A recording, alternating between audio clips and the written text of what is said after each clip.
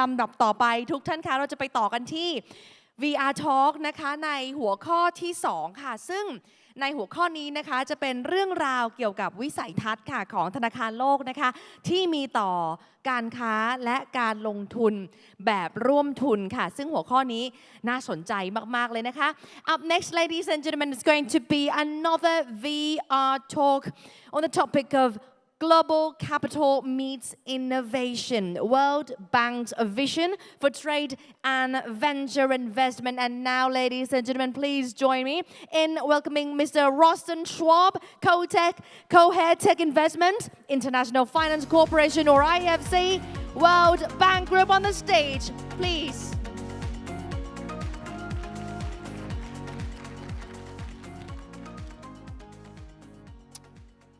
Good afternoon, everyone.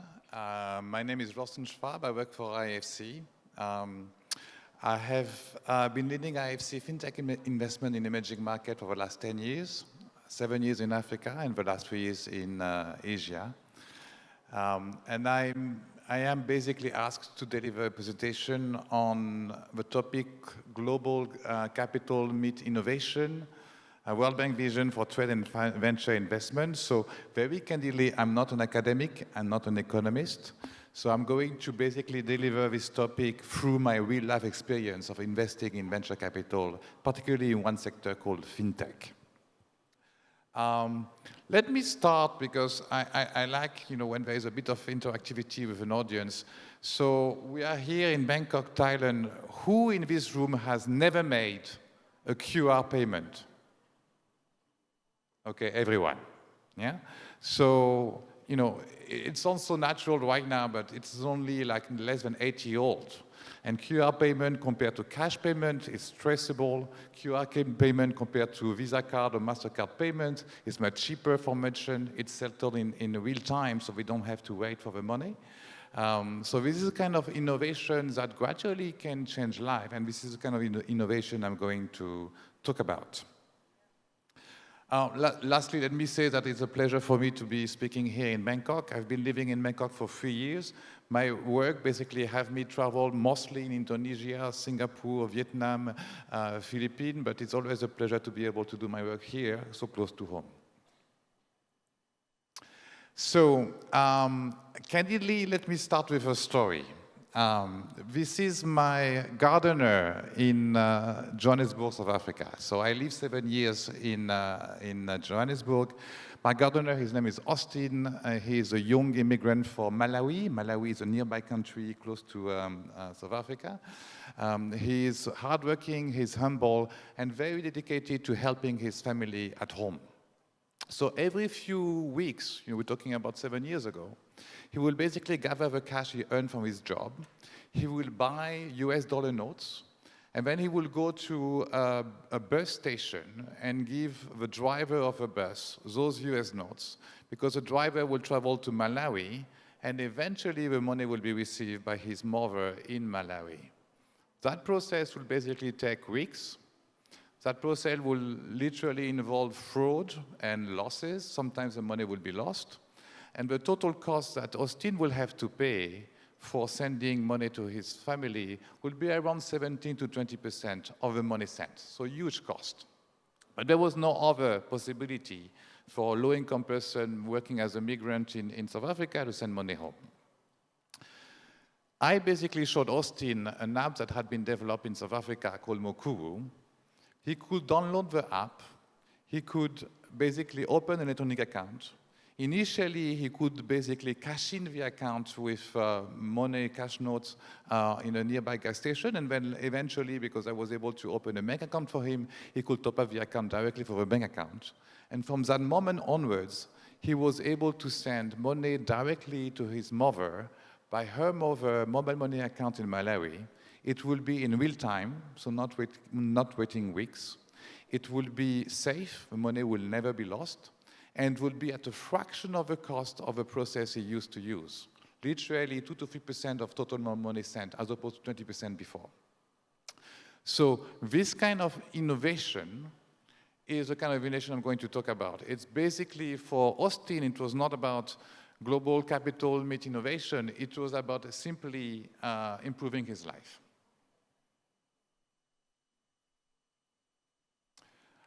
Let me first maybe give you a little bit of introduction as to the organization I'm working for. So I work for IFC, the International Finance Corporation. This is the private sector arm of the World Bank Group. We are essentially, in our mission, dedicated to developing emerging markets through private enterprises. So we invest equity and debt in private sector companies that operate in emerging markets like Thailand, and whose operation we believe are participating to what we call development, essentially reducing extreme poverty and boosting shared prosperity. So IFC provide capital, but also provide expertise, partnership, and credibility to private sector investment in markets where those private sector investment are most needed and often most difficult. IFC does a lot of things, but in my presentation, I'm going to focus on a specifically narrow sector of IFC, which is venture capital investment in the fintech space. Fintech, it's basically backing entrepreneurs that use technology and data to eventually deliver a financial service. So we're talking about payment company, we're talking about digital lenders, financing SMEs or financing consumers. We're talking about capital marketplace, making people able to save, making people able to invest. We're talking about cross-border infrastructure, which is a very example of my governor Rostan that I just gave. And we're talking about insurtech, or basically providing insurance, motor insurance, home insurance, health insurance, through the means of technology and data. What is very interesting about this space is the fact that over the course of the last 10 years, the space of innovation has accelerated, and the reach of innovation has broadened as well. It has become, candidly, the most promising vertical for venture capital in emerging markets. Across the board, whether you are in Africa or in Asia or Latin America, it's around 50% of total VC investment. So obviously for IFC, it's a very interesting sector in terms of commercial returns. So we want to make money out of our investment. But more importantly, it's also a very important sector when it comes to financial inclusion. Financial inclusion being the ability of people and small businesses to issue, to get electronic accounts, to save, to borrow, to pay, to trade, eventually to participate more effectively into the local and the global economy. But candidly, innovation in fintech or in any other sector, doesn't come in a vacuum. It needs money, it needs capital. And here I want to make a bit of a contrast between, I would call, traditional source of financing and venture capital. So when you talk about financing, think about credit finance, think about project finance, think about corporate finance. This is basically financing the known, the measurable. Yes, a balance sheet of a company that creates certain money of cash, a volume of trade. When it comes to venture capital, it is essentially financing the unknown. Unknown because you are backing entrepreneurs that have a relatively limited track record. You are backing technologies that may be unproven, maybe proven in another geography, but not proven in the geography where you are going to invest. And you are backing business models that also might not be with any track record in a local economy. So there's a lot of unknown and there's a lot of risk, yes? And then the problem is, if innovation is well spread across the globe, you have innovation and you have entrepreneurs everywhere, venture capital is very concentrated. The vast majority of venture capital investment happen in developed markets. We're talking about the US, we're talking about Europe, we're talking about China. Much less comes to emerging markets, countries in Southeast Asia, for example. So the role of my organization, IFC, is basically to invest in startups in emerging markets, in venture capital funds, and essentially to bridge that gap between global capital and local innovation.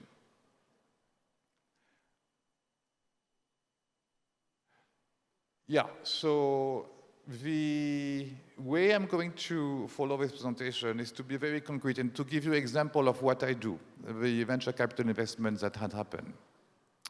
My very first example is a company called Wave. Wave is a mobile money operator in Western Africa, so essentially Senegal and Cote d'Ivoire. Before I talk about Wave, I need to make a quick kind of digression about mobile money because it's a concept that I think is not fully known in Southeast Asia. Looking 15 years ago, you look at Africa, banking penetration is around 10%. It's basically because the local banks at that time never had the appetite or the abilities to really roll out a mass market infrastructure. So we're talking about reaching consumers. You need to deploy, bank branches. You need to deploy ATM, and the scale of those territories, the scale of the population didn't allow them to do so. So 10% banking penetration across the board in Africa around 15 years ago. By contrast, 15 years ago, you have cell phone companies. They basically have clearly the necessity for the business model to be ubiquitous in a given country. Yes? If you want to call your mother or your friend that lives in an extreme corner of a country, you need to have a tower in that corner. If you want to reach out to customers, we need to be able to, basically top up their account, pay for airtime. You need to have a distribution network across the country that allow for this to happen. Yes? So 15 years ago, cell phone companies were the only companies that really were doing a mass market play in Africa. And then they understood two things. The first thing is, when you are a low-income person, you may basically pay more to communicate with your friends and your network than actually for other goods. So there are people in Africa at that time that didn't have a fridge, didn't have a TV, but had a smartphone. And the other thing that they understood is that if you basically can buy airtime, you can also send airtime. Let's say you want to help your friends to basically use their phone. And if you send airtime, this is tantamount to sending value. So eventually, this notion of sending airtime becomes synonymous to sending value, and they were regulated as such. Fast forward to today, with the boom of mobile money in Africa, there is nearly 80%, 76% on average, of the adult population in sub-Saharan Africa that have access to electronic account, whether a bank account or mobile money account. I want to stress that this is more than currently in Indonesia. This is currently also more than in Philippines and in Vietnam. Wave is a company in which IAC invested 7 years ago, around $15 million equity investment and around $70 million in debt. They didn't invent mobile money. They basically, improve it. So we are in Senegal. This is a country where you already have something like 30% mobile money penetration, but the service is relatively lacking in terms of resilience. The price is very high. And the technology that is essentially used is the old technology, it's USSD, the same technology as text messages. Yes. Wave entered into the market. They basically had a technology completely in-app based, so better technology, better resilience, better customer interface. And they were able to create a business model essentially linked to what we can call a streamlined distribution system, which reduced their cost by a third compared to the incumbent. So when they launched their operation, something like 7 years ago, they basically had 1/3 of the price to send money, price to receive money, than the incumbent. Very quickly, the incumbent had to align their price to theirs, and what you have as a result is basically a boom in the usage of mobile money in Senegal and Côte d'Ivoire. That penetration basically moved from around 20-30% 7 years ago to around 70% today. So thanks to a company like Wave, you have millions of people. We have today 11 million registered accounts that can receive money, send money, pay, and participate into the economy. Another example is a company called Terapay. So Terapay is an investment we did something like 7 years ago as well. We invested $22 million in equity, around $80 million in debt. And it participates to the same kind of stories that I mentioned when I talk about my gardener in South Africa. It's basically real-time remittances at low cost. So if you remember what I discussed with Austin, my gardener, he had this app called Mukuru, and it sent mobile money. It sent money to the mobile money account of his mother in Malawi. So Mukuru had to create a partnership with that mobile money operator in Malawi. Mukuru also had to get a third party in South Africa to get the money out, the FX out, and the money in Malawi. And Mukuru finally had to provide the liquidity for this transfer to happen. Because if in the eyes of a consumer, the transfer is instant, you press send and the mother receives the money in her mobile money account, the reality is that the money is flowing through different bank accounts to eventually reach the bank account of the operator of the mobile money system. And you need liquidity for that. So contract with a mobile money operator, licenses for money out, for money in, FX, and liquidity. This is a lot of things for a single kind of entity to do. Therapy is doing this on a B2B basis. So Therapy basically partner with the senders, so the WorldRemit, the MoneyGram, the Remitly, the Mokurus, and in one single API provide them with connection into literally millions of, actually billions of bank account and mobile money accounts.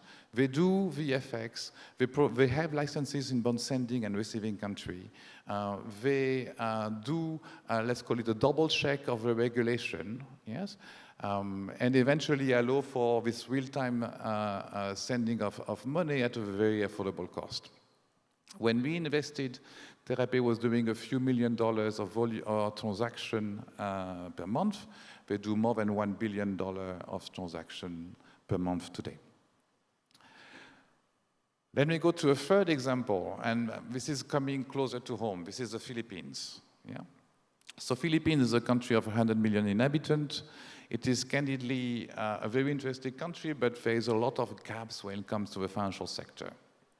I already mentioned the gaps in terms of account penetration. Yes, it's around 56% in total. But there's also a gap when it comes to SME financing. And actually, the Philippines is the country in Southeast Asia with the lowest penetration of SME financing. Nearly, I think, 7 or 10% compared to Thailand will be 80%. So what is going on there? It is simply the fact that when it comes to mid-sized SMEs looking for working capital to finance their operation, we cannot often provide a collateral. So we're talking about a physical collateral or a mortgage of a building. And without that collateral, the local bank are not really in a situation of helping them. First Circle basically cracks that problem essentially by bundling data sets from the private sector, data sets from the government, information about trading networks, and through their private algorithm, they were able to eventually pre-qualify SMEs that should be able to borrow their financing facilities. And then on the back of that, they basically developed a loan origination and monitoring system that was entirely digital, so no need to go to the bank, no need to sign a contract, wet ink, yes. That was convenient. People could apply, apply for the loan, could receive the financing, and eventually monitor it. First Circle is a company in which we invested only a year and a half ago. They were doing a few $1 million of loan book at that time. They are today 3 times that loan book in less than 2 years. Finally, my last example is Salmon. We are again in the Philippines. This is not SME financing, this is consumer financing. So here again, the Philippines is among the countries of Southeast Asia with the lowest penetration of consumer financing. It is essentially because of what I said before. When you have nearly 44% of the population that doesn't have a bank account or doesn't have an electronic account that they can use, you have zero traceability of their wealth or their transaction. Yeah? And credit bureau in the Philippines, the hit rate, how many times the consumer will have a credit bureau report, is around 30%. So there's a huge portion of the population in the Philippines that are literally, and that the banks are literally unable to de-risk from a financing perspective. So then came Salmon, and they're basically, their primary idea was, we want to do consumer financing, but we need to start somewhere. We cannot just do a cash loan and have everybody apply because the risk of fraud is very high. So they decided to do a very smart kind of strategy. They implemented what we call POS loans, so point-of-sale loans. So this is not digital loan on the internet. It's basically, you see a customer going to a physical store. They want to, say, buy a shoe. And then there is a Salmon salesperson that comes to that customer, suggests that we can buy the shoe at credit, fully onboard the client on his smartphone, on the Salmon app on his smartphone. And eventually, in a few minutes, the client can go to the cashier, buy 20% of the price of his shoe, and 80% is financed at credit. So that sounds like a very non-scalable kind of product, but eventually that product basically gives the ability of Salmons to get to know the borrower, and when the borrower repays, to offer other kind of products, so cash loan and eventually revolving facilities. When we invested in Salmon, the company has around, I think, 350 borrowers. The interesting thing about them is that 50% of the borrowers didn't have a bank account. And around 75% of the borrowers never had access to credit. So today, they are, I believe, one of the most fast-growing fintech in the Philippines. They recently raised around $110 million of bond financing. And in so doing, indeed, they provided to several hundreds of borrowers, I think now it's several thousands of borrowers, the ability to get financing for the first time.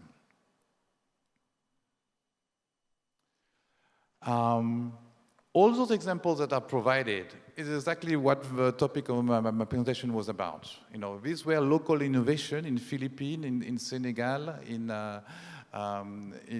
emerging markets that basically needed global capital to be financed, and we were able to bridge that gap. Let me just say two more words about the future. Yes. The good thing about the sectors that I have chosen as to illustrate my presentation is the fact that even innovation is continuing every single day. Yes? So we talk about QR payment, at the beginning. Who has ever done a crypto transfer, not for buying crypto, I mean, but for sending value to a third party in this room? Nobody? Okay. Who has ever used stablecoins? Okay, well, we have at least two. Excellent. So, obviously, in the context of IFC, we cannot invest in crypto exchange when the purpose of the exchange is just speculation, yes, just moving the value up and down. But when we look at stablecoin in particular, we basically see the ability of several crypto exchanges to become money cross-border small value money transfer operators. So there are players right now that we are looking at that are using stablecoin in order to transfer money in a way that, again, is cheaper, more traceable than the previous systems that we were discussing, for example, the system of Terapay. Terapay is also experimenting with stablecoin, yes? So we talk about crypto, but we can consider also other kind of blockchain technology. We need to think about the improvement recently in terms of biometric identification. So the space of innovation is continuing, and with that, the ability to provide innovation in business model and in tackling financial gap, yeah? The second reason why I'm very optimistic is because there is a very clear consensus in most countries in the world, including obviously here in Thailand, in terms of improving what we call the digital infrastructure. Digital infrastructure, this is not only about, obviously, the telecommunication networks, yes, for things to be digital, you need to have an internet that works, that is cheap and reliable. But we're also talking about, credit bureaus. We're talking about the extension of national ID systems. All those things are happening in a fast space, yes? So there are very good news for innovation in the financial sector in emerging markets, including Southeast Asia. The last thing I want to tell you is, well, everything that I said seems to be very rosy. This is not a very easy thing to do, investing in venture capital in fintech, yes? I think it's particularly in the last 2 years, in this region, there is a lot of, let's call it, crises or incidents that have happened, yeah? Obviously, there are some entrepreneurs that are crooks, Obviously, there are entrepreneurs also that have an interesting idea, but it's more like a solution, looking for a problem as opposed to the other way around, yes? Obviously, when people have the right business and the right technology, everything is about execution, Yes? And finally, when you start to execute, there will be unforeseen events, whether it is competition, whether it is regulation that could make your business die. So it is a difficult business to be in, but if you remember the examples that I have provided, started with my gardener, but also the people who are customers of the companies that I mentioned, the Whey, the Therapy, the First Circle, the Salmon, you basically that this kind of innovation is very candidly changing lives, and when it scales, it basically can transform economies. That is for my presentation. Thank you very much, and if you have any questions, happy to answer those. Thank you.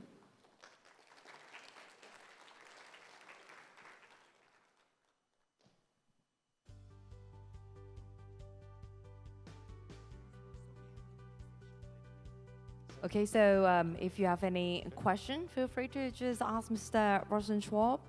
I'm sure he'll be pleased to answer all of your questions.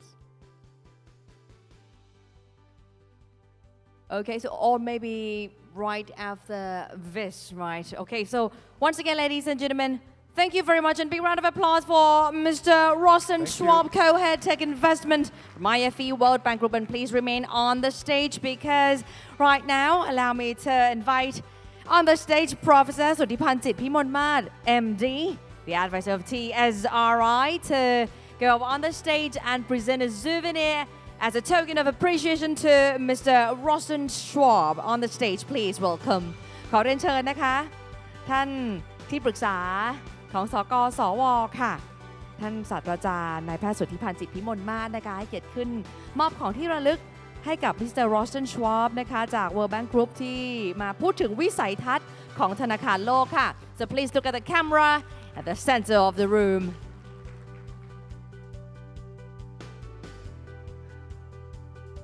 That was absolutely awesome. Thank you very much once again, and another big round of applause for such an inspiring and insightful keynote presentation indeed. All right, ladies and gentlemen, up next there will be